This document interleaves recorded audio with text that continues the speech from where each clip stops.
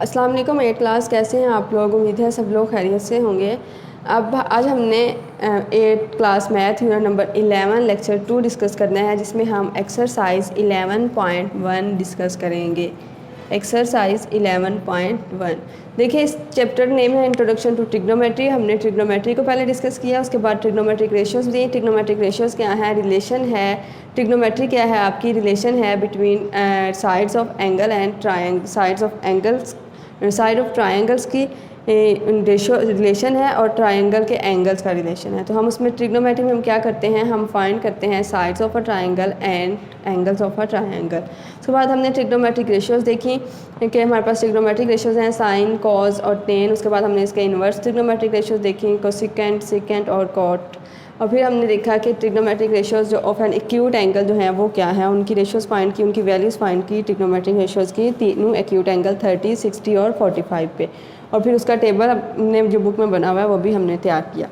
अब हम देखेंगे कि एक्सरसाइज 11.1 क्या है। पीछे जो हमने ट्रिग्नोमेट्रिक रेशियोज़ पढ़ी हुई हैं, देखें वो क्लास वही यूज़ करते हुए हमने इसमें एक्सरसाइज जो है उसको सॉल्व करना है।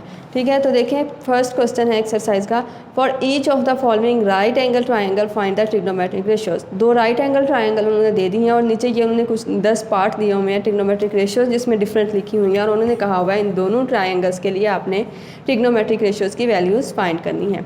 अब देखिए पीछे हम जनरल यूज़ कर रहे थे, जैसे यहाँ पे ए बी सी की वैल्यूज़ थी। अब हमें इनकी लेंथ्स जो हैं साइड्स की वो में गिवन है और एक एंगल हमें यहाँ पे थीटा दिया हुआ है, दूसरा एंगल यहाँ पे हमें फाई दिया हुआ है और दोनों के रिस्पेक्ट ही रेशियोज़ ट्रिग्नोमेट्रिक रेशियोज़ की वैल्यूज़ पूछी हुई हैं। तो सबसे पहले वाली हम डायग्राम को देखते हैं। सबसे पहले हमारे पास क्वेश्चन नंबर 1 में देखें, फर्स्ट डायग्राम हमारे पास बनी हुई है।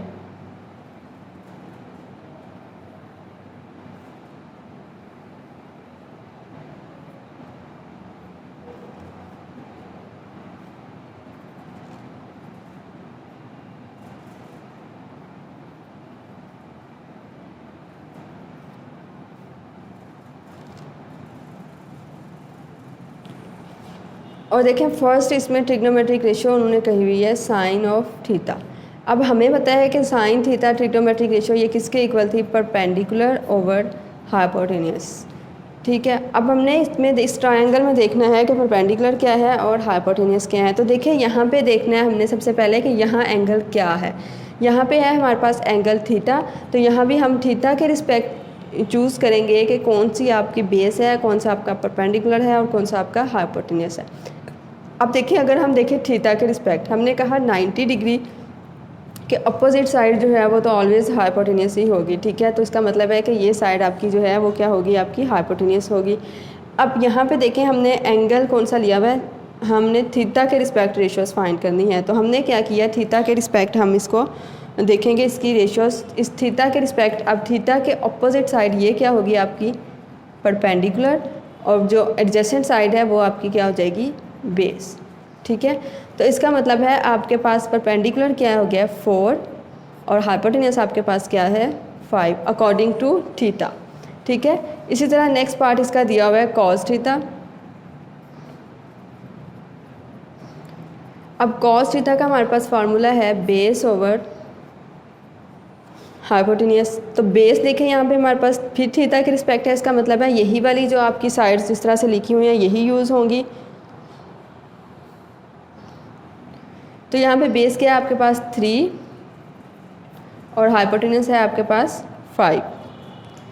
ठीक है, इसी तरह आपका अगला पार्ट टेन थीटा भी आप लोग इसी तरह से करेंगे, परपेंडिकुलर ओवर बेस इस डायग्राम के अकॉर्डिंग। नेक्स्ट है आपके पास देखिए सिकेंट थीटा।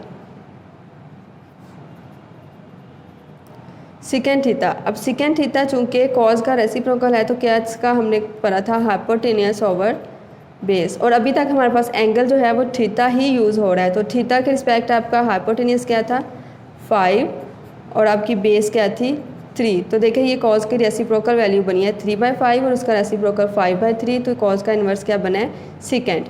इसी तरह आपका कॉसिकेंट, अब कॉसिकेंट थीटा चूँकि साइन थीटा का इन्वर्स है तो इसकी वो क्या था फॉर्मूला हाइपोटेन्यूस ओवर परपेंडिकुलर, और थीटा के रिस्पेक्ट आपका हाइपोटेन्यूस क्या है 5 और परपेंडिकुलर आपका 4। तो कोसिकेंट थीटा की वैल्यू बाय क्या बनी आपके पास 5/4। ये थे सारे पार्ट्स आपके एंगल थीटा के रिस्पेक्ट। अब देखें हमने आगे अगले जो पार्ट्स हैं उसमें उन्होंने एंगल कहा हुआ है फाई। यहाँ एंगल थीटा था, अब ये थीटा के रिस्पेक्ट हमने पहले देखा, अब एंगल है फाई। तो देखिए अब हमने इस डायग्राम में मींस किस एंगल के रिस्पेक्ट आपने अपना थीटा और परपेंडिकुलर बेस और हाइपोटेन्यूज चूज़ करना है। आपने इस एंगल फाई के रिस्पेक्ट चूज़ करना है।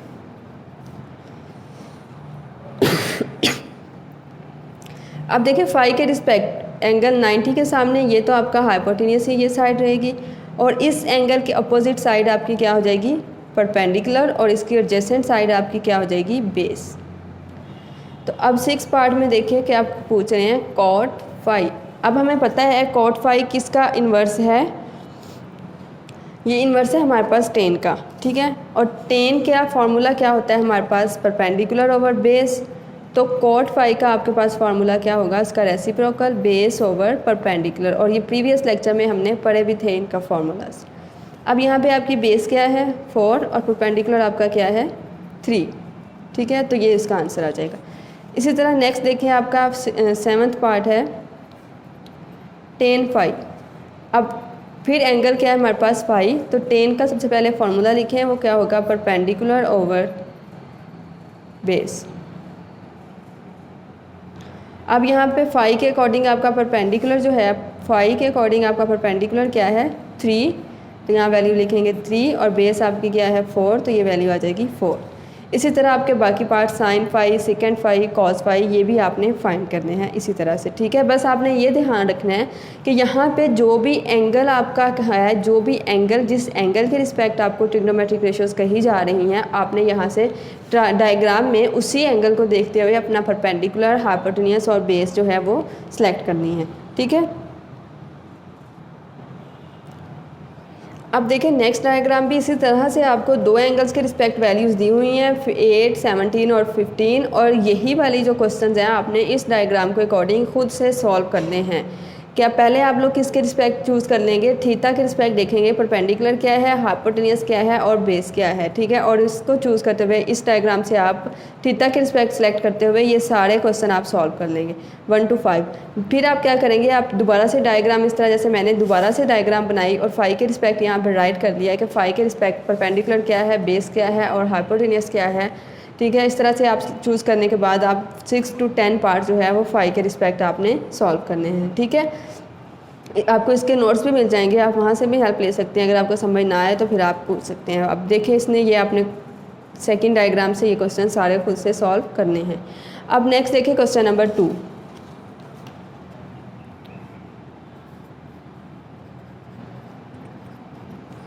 क्वेश्चन नंबर 2 में भी देखें आपको, क्वेश्चन नंबर 2 में देखिए आपको डायग्राम गिवन है, इसमें भी एक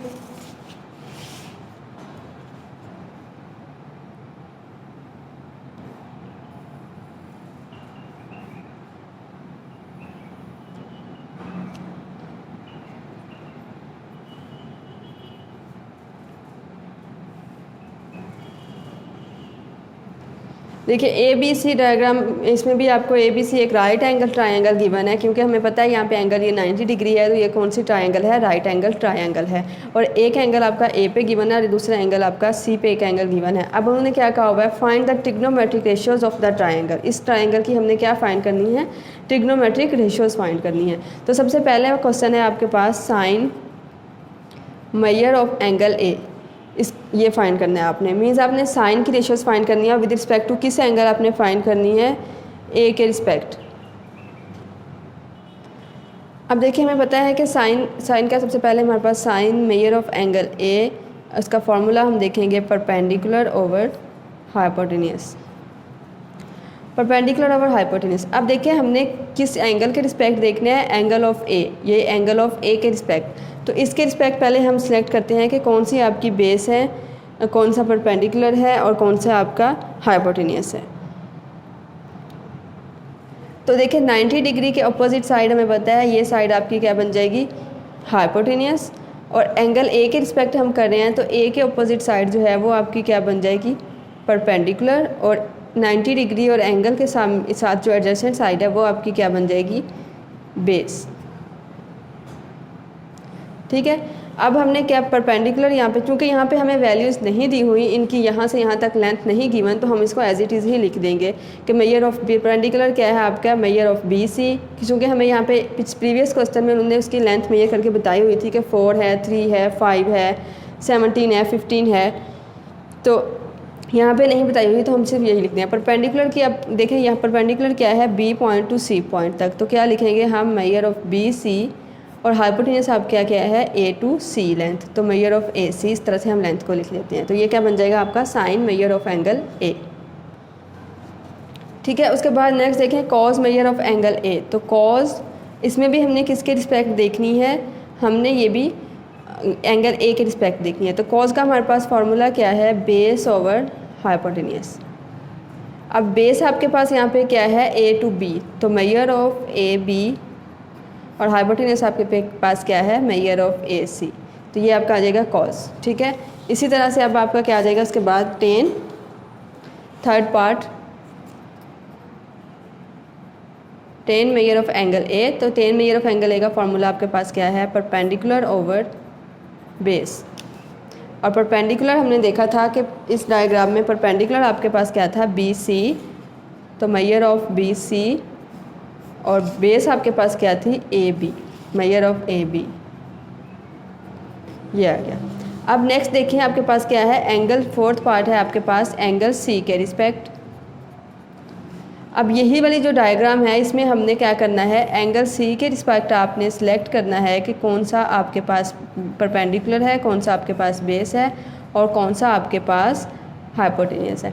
हमें पता है 90 डिग्री के अपोजिट साइड तो हाइपोटेन्यूज ही है, लेकिन अब हमने किस एंगल के रिस्पेक्ट साइड देखनी है, एंगल सी के रिस्पेक्ट।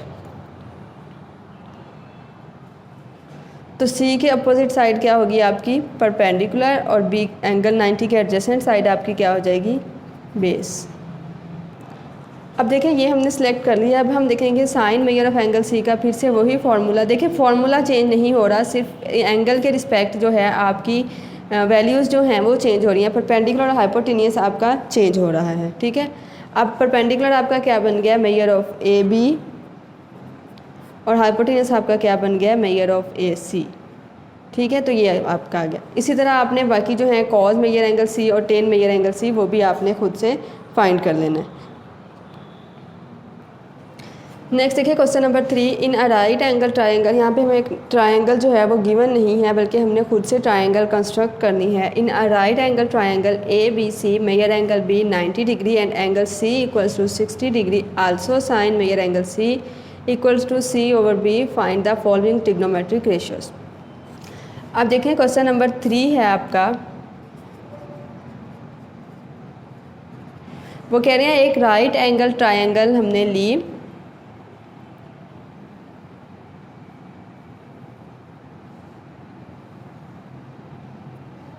जिसमें मेजर एंगल बी पॉइंट पे आपका एंगल क्या है, 90 डिग्री।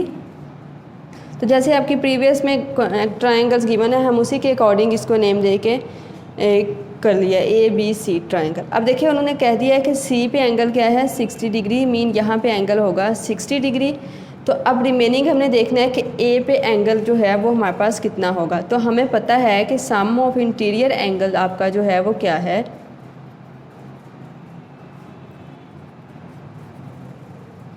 180 डिग्री होगा। और इंटीरियर एंगल्स यहाँ पे क्या है, angle A plus angle B plus angle C equals to 180।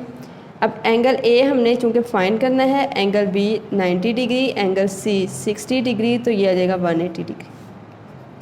Angle A plus 150 degree equals to 180।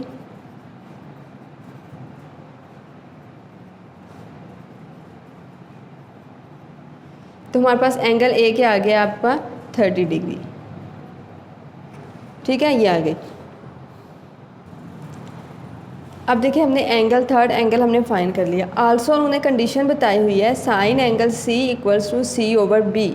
अब हमें पता है कि साइन किसके इक्वल होता है, परपेंडिकुलर ओवर हाइपोटेन्यूज। इसका मतलब है आपका परपेंडिकुलर क्या है, सी, और हाइपोटेन्यूज आपका क्या है, बी। तो देखिए 90 डिग्री के सामने अपोजिट इसका ये आ जाएगा हाइपोटेन्यूज बी। और एंगल क्योंकि विद रिस्पेक्ट टू सी कह रहे हैं, और सी पे हमें पता है एंगल क्या है 60, तो 60 इसके सामने ये साइड क्या होगी इसकी, परपेंडिकुलर। ठीक है। अब हाइपोटेनस भी आ गया, हमें परपेंडिकुलर भी मिल गया, तो हमें पता है कि जब हमें दो साइड्स गिवन हों तो थर्ड साइड हम फाइंड कर सकते हैं। तो अब हम क्या करेंगे, तीसरी साइड इसकी फाइंड करेंगे। तीसरी साइड किस तरह से फाइंड करेंगे, यूजिंग पैथागोरस थ्योरम। तो पैथागोरस थ्योरम हमारे पास क्या है, base square plus perpendicular square.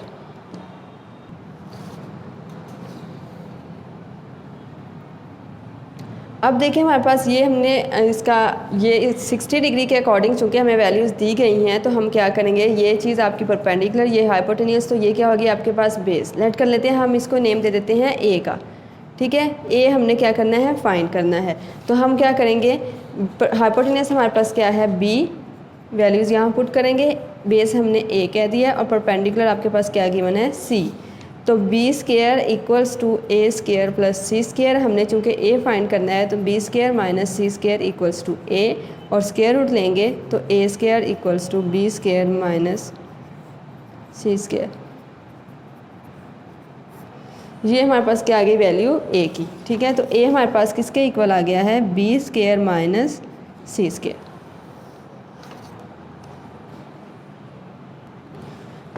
अब देखें, ये हमारे पास जो गिवन क्वेश्चन में डाटा था उसके अकॉर्डिंग हमने कंप्लीट कर लिया है अपना डाटा। अब हम देखेंगे फर्स्ट साइड हम फाइंड, फर्स्ट उन्होंने क्वेश्चन क्या कहा हुआ है, find the following trigonometric ratio, और फर्स्ट में उन्होंने कहा हुआ है measure of B C divided by measure of A B. ये हमने क्या करना है, फाइंड करना है। अब देखें इस डायग्राम में measure of B C, measure of B C किसके इक्वल है, ए,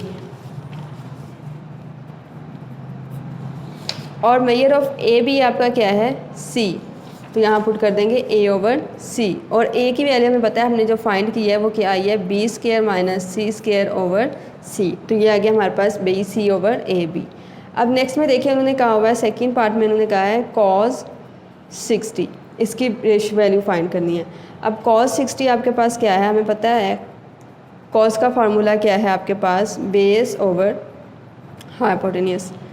तो इस डायग्राम में आपके पास देखें बेस क्या है, 60 के अकॉर्डिंग, 60 के अकॉर्डिंग ये साइड आपकी क्या है, परपेंडिकुलर, ये है आपका हाइपोटेनियस, और ये है आपकी बेस। तो बेस क्या हुई, ए ओवर ए, और हाइपोटेनियस आपका क्या है, बी, और ए की वैल्यू हमने फाइंड की है जो कि क्या है, B square minus C square square root over B. ठीक है, इसी तरह से इसका next question tan 60, cosecant 60, cot 60, 60 के अकॉर्डिंग आपने इसी तरह से इसकी वैल्यूज़ फाइंड करनी है। तो नेक्स्ट देखिए अब है सेवन्थ पार्ट है आपका साइन 30 के अकॉर्डिंग है। अब देखिए सेवन्थ पार्ट है, एंगल अब है हमने 30 के अकॉर्डिंग रेशियोज़ फाइंड करनी है, साइन 30। साइन 30 फार्मूला वही परपेंडिकुलर ओवर हाइपोटेन्यूज। अब देखें 30 के अकॉर्डिंग, 30 एंगल के अकॉर्डिंग आपका परपेंडिकुलर क्या है, ये।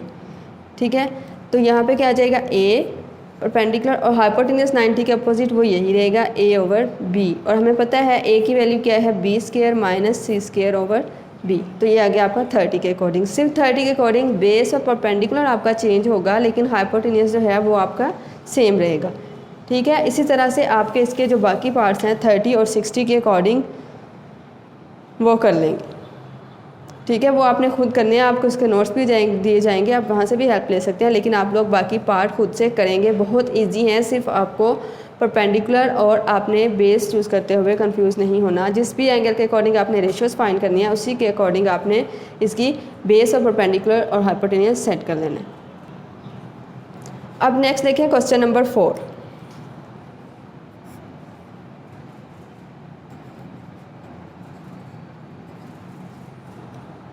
क्वेश्चन नंबर 4 में क्या कह रहे हैं, find the values of the following.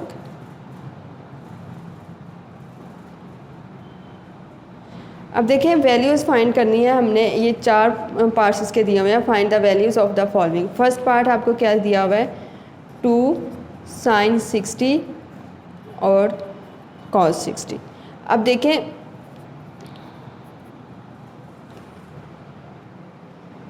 अब हमने जो trigonometric ratios of acute angle 30, 60 और 45 देखें वो इन्हीं क्वेश्चंस में यूज़ होंगी। हमने फाइंड की थी साइन 60 की भी वैल्यूज़, कॉस 60 की भी वैल्यूज़, साइन 30 की, कॉस 30 की, टेन 30, टेन 60, ये सारी वैल्यूज़ हमने फाइंड की थी 45 पे भी, तो वो वैल्यूज़ इन्हीं क्वेश्चन में आपकी यूज़ होंगी। ठीक है, अब देखिए हमने देखा था 2 और अब हम यहाँ पे क्या पुट करेंगे sin 60। आप देखें sin 60 की हमने क्या वैल्यू की थी, sin 60 ये थी sin 60 की वैल्यू, तो हम ये पुट कर देंगे sin 60 की स्क्वायर रूट 3/2 मल्टीप्लाई, और cos 60 की वैल्यू क्या है 1/2, ये पुट किया आपने। अब देखें इनको मल्टीप्लाई करवाएंगे, अब देखें ये 2 इस 2 से कटिंग हो सकता है, और स्क्वायर रूट 3 को आप 1 से मल्टीप्लाई करें तो आंसर क्या आएगा स्क्वायर रूट 3, और नीचे 2 बच गया है तो ये आ जाएगा, तो ये आ गया हमारे पास इसका आंसर। अब नेक्स्ट देखें सेकंड पार्ट है इसका 2 sin 45 प्लस 2 cos 45।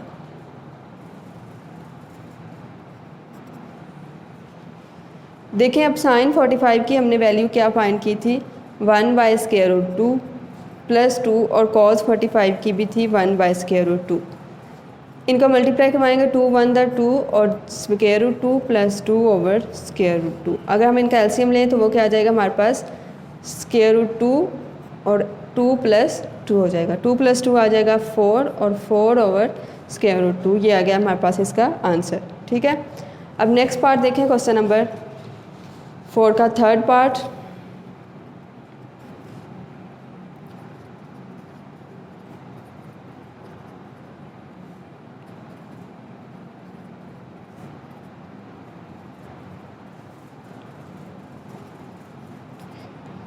देखें cos 60 की वैल्यू हमने देखी थी, cos 60 की क्या वैल्यू थी 1/2, और मल्टीप्लाई cos 30 की क्या थी √3/2, माइनस sin 60 की वैल्यू थी आपकी √3/2, और sin 30 की वैल्यू थी आपकी 1/2। अब देखिए इनको मल्टीप्लाई करवाएंगे तो √3/2 माइनस √3/2।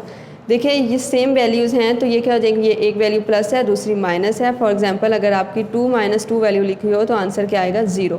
इसी तरह से ये सेम वैल्यूज़ दो माइनस हो रही हैं तो उनका आंसर क्या आ जाएगा 0। ठीक है, इसी तरह से आपका क्वेश्चन नंबर 4 का फोर्थ पार्ट है जो कि आप लोगों ने खुद करना है। सेम यही क्वेश्चन है, जस्ट यहाँ पे आंसर में क्या है प्लस। ठीक है, तो वो देख लें, फोर्थ पार्ट भी करवा देती हूँ cos 60।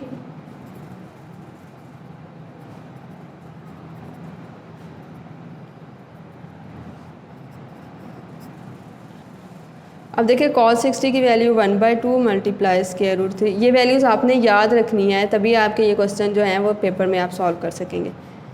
ये बन जाएगा √3/4,